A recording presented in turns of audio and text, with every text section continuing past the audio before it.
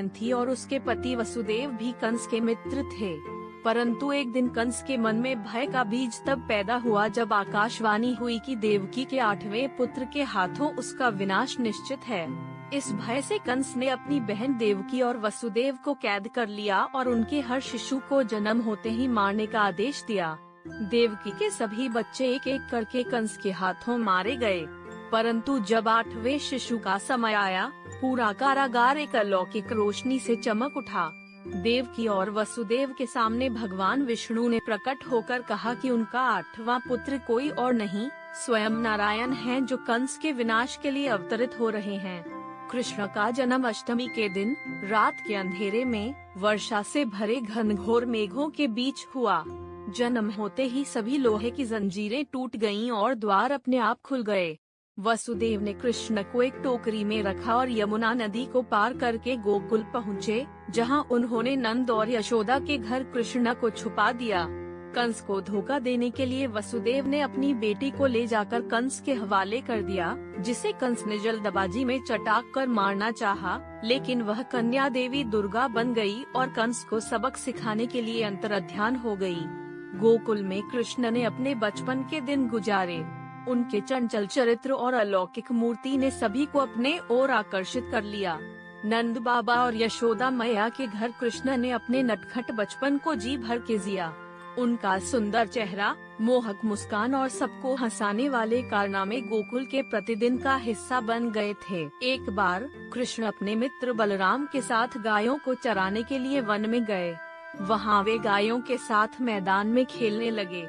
कृष्ण का सबसे पसंदीदा खेल था माखन चुराना। वे अपने सखाओं के साथ मिलकर गोपियों के घरों में चुपके से घुसते, मटकी फोड़ते और माखन चुराते। उनकी शैतानियों से सब गोपियां परेशान रहती थीं, लेकिन उनका हसीन चेहरा और चंचल आँखें देखकर सब उन्हें माफ कर देती थीं। एक दिन कृष्ण की एक गोपी राधा ने उन्हें माखन चुराते देख लिया। राधा ने कृष्ण से कहा, आप हर समय चोरी करते हो कृष्ण, आपको शर्म नहीं आती? कृष्ण ने मुस्कुराते हुए कहा, राधे, मैं चोरी नहीं करता, मैं तो माखन चखने आता हूँ। और वैसे भी जब तुम्हारा मन ही माखन से नरम है तो तुम्हें किस बात का दुख? यह सुनकर राधा भी मुस्कुराने लगी और कृष्ण की शरारत भरी बातों में खो गई। कृष्ण की बांसुरी की मधुर धुन, उनका माखन चुराना और उनका सबको प्यार देने वाला स्वभाव उन्हें सभी के दिलों का राजा बनाता गया। जैसे जैसे कृष्ण बड़े होते गए, उनका सौंदर्य और उनका मोहक बांसुरी बजाने का अंदाज सभी को मोहित करने लगा। कृष्ण की बांसुरी की धुन सुनकर गोपियां सब कुछ भूलकर उनकी ओर खींची चली आती थीं। उनका बांसुरी बजाना, गोपियों के साथ रास लीला रचाना और उनका प्रेम में डूबा स्वभाव उन्हें सभी का प्रिय बनाता गया। राधा और कृष्ण का प्रेम तो जगत में प्रसिद्ध था। राधा उनकी सबसे प्रिय थी। दोनों का प्रेम अलौकिक और दिव्य था, जो न केवल शारीरिक था बल्कि आत्माओं का मिलन था। राधा और कृष्ण एक दूसरे के बिना अधूरे थे। कृष्ण की बांसुरी की धुन पर राधा अपने सब गिले शिकवे भूलकर उनके साथ रास रचने में मान लगाती थी। कृष्ण भी राधा की मुस्कुराहट के लिए कुछ भी कर सकते थे। उनका प्रेम एक ऐसी प्रेम कहानी का प्रतीक बन गया जो सदैव अमर रहेगा। कृष्ण और गोपियों के साथ उनकी रास लीला की कहानियाँ वृंदावन के सभी वृक्षों और नदियों में गूंजती थी। गोपियाँ कृष्ण की बांसुरी के मधुर सुरों पर अपना सब कुछ त्याग कर उनके साथ रास रचाती थीं। उनका प्रेम एक ऐसा प्रेम था जो आत्मा से आत्मा का मिलन था। एक रात कृष्ण ने अपनी बांसुरी बजाई और सारी गोपियाँ अपना घर बार छोड़कर कृष्ण के पास आकर रास रचाने लगीं। कृष्ण ने अपनी अलौकिक शक्तियों से हर गोपी के साथ एक साथ रास रचाया, जैसे उनका प्रेम हर एक के लिए समान हो। राधा और कृष्ण का प्रेम इस रास के केंद्र में था।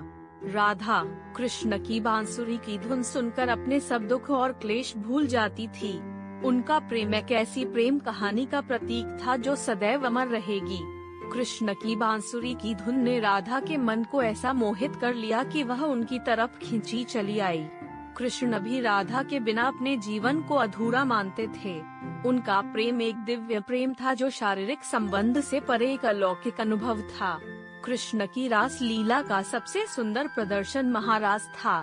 यह एक ऐसी रात थी जब कृष्ण ने अपनी बांसुरी बजाई और सभी गोपियां उनके पास आ गईं। कृष्ण ने अपने अलौकिक रूप को सभी गोपियों में विभाजित कर दिया और हर एक के साथ रास रचने लगे। यह महारास एक ऐसा अनुभव था जो न केवल गोपियों के लिए बल्कि वृंदावन के सभी प्राणियों के लिए एक दिव्य अनुभव था। कृष्ण का प्रेम हर किसी के लिए समान था और उन्होंने सबको एक जैसा प्रेम दिया। महारास ने सभी को प्रेम के सही अर्थ का ज्ञान दिया, जहाँ प्रेम का अर्थ स्वार्थ से परे और समर्पण से भरा हो। कृष्ण की कहानी न केवल एक नटखट बालक की कहानी है, बल्कि एक ऐसे देवता की कहानी है जो अपने भक्तों के साथ खेलते हैं, उन्हें प्रेम देते हैं और उन्हें भक्ति के मार्ग पर चलने के लिए प्रेरित करते हैं। उनका प्रेम राधा के साथ उनकी दिव्य लीला में स्पष्ट होता है, जो कि हर जीव को अपने प्रभु के साथ एकत्रित होने की प्रेरणा देती है। कृष्ण का जीवन एक ऐसा उदाहरण है जो प्रेम और भक्ति का संदेश देता है, जो हर व्यक्ति के जीवन को सुधार सकता है। यही कहानी कृष्ण के नटखट चरित्र और प्रेम में डूबी हुई लीलाओं को वर्णित करती है। कृष्ण की कहानी एक प्रेम, विश्वास और भक्ति की कहानी है जो हर किसी के जीवन में आनंद और प्रसन्नता ला सकती है। रासलीला के कुछ समय बाद की बात है। मथुरा के राजा कंस के भय से गोकुल के लोग अब वृंदावन में बस गए थे। एक बार वहाँ के लोग वर्षा के देवता इंद्र की पूजा की तैयारी कर रहे थे। इंद्र देवता को प्रसन्न करने के लिए हर साल पूजा होती थी, लेकिन इस बार श्री कृष्ण ने लोगों से कहा, इंद्र देवता को प्रसन्न करने से कुछ नहीं होगा।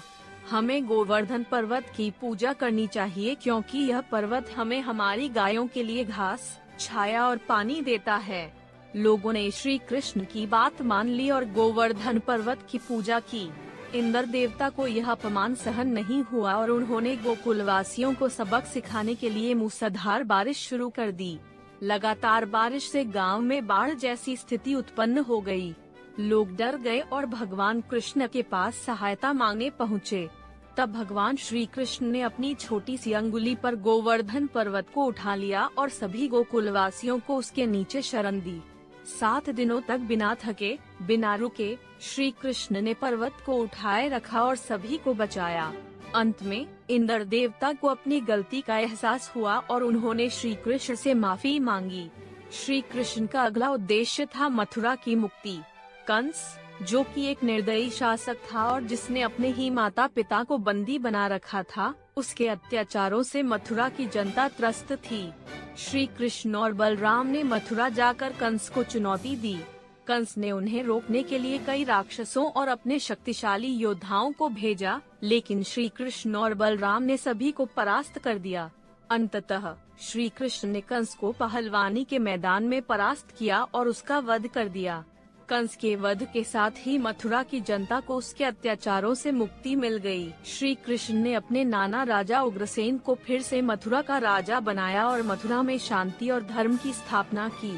मथुरा में कंस के वध के बाद श्री कृष्ण का जीवन और भी चुनौतियों से भरा रहा। मथुरा के चारों ओर बसे शत्रु राज्यों ने मथुरा पर बार बार आक्रमण करना शुरू कर दिया। अपने लोगों की सुरक्षा के लिए श्री कृष्ण ने द्वारका नगरी की स्थापना की। यह नगरी समुद्र के बीचों बीच स्थित थी और वहां जाना बेहद कठिन था। द्वारका के निर्माण के साथ ही श्री कृष्ण ने अपने परिवार और अपने लोगों को वहां बसाया और उन्हें सुरक्षित रखा। श्री कृष्ण का जीवन केवल गोकुल और मथुरा तक सीमित नहीं था। उनका जीवन महाभारत के महायुद्ध से भी गहरे रूप से जुड़ा था। जब पांडवों और कौरवों के बीच युद्ध की स्थिति उत्पन्न हुई, तो अर्जुन युद्ध के मैदान में मोहग्रस्त हो गए और अपने बंधु बांधवों को मारने से इनकार कर दिया। तब श्री कृष्ण ने अर्जुन को गीता का दिव्य उपदेश दिया। गीता का उपदेश केवल अर्जुन के लिए ही नहीं, बल्कि संपूर्ण मानव जाति के लिए एक मार्गदर्शन है। इसमें कर्म, भक्ति और ज्ञान के मार्ग की महत्ता को समझाया गया है। गीता में श्री कृष्ण ने अर्जुन को यह समझाया कि धर्म की रक्षा के लिए युद्ध करना पाप नहीं है। अगर तुम अपने कर्तव्य से विमुख हो गए, तो यह धर्म होगा। जीवन में किसी भी परिस्थिति में अपने धर्म और कर्तव्य से विमुख नहीं होना चाहिए। श्री कृष्ण का जीवन केवल एक नटखट बालक का जीवन नहीं था, बल्कि उन्होंने धर्म की स्थापना के लिए कई महान कार्य किए। उनका जीवन प्रेम, भक्ति, ज्ञान और साहस का प्रतीक है।